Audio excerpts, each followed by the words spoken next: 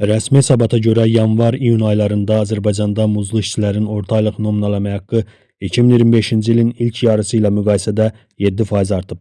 Az Politika xəbər verir ki, bu rəqəm həm də pensiyada mümkün artımın anonsudur.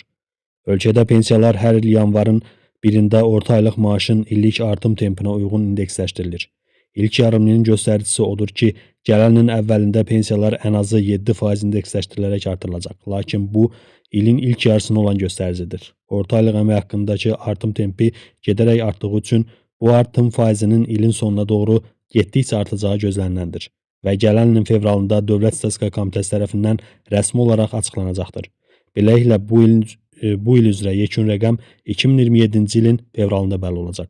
Azərbaycanda pensiya yaşı 65 yaş, pensiyanın minimum məbləği 320 manatdır.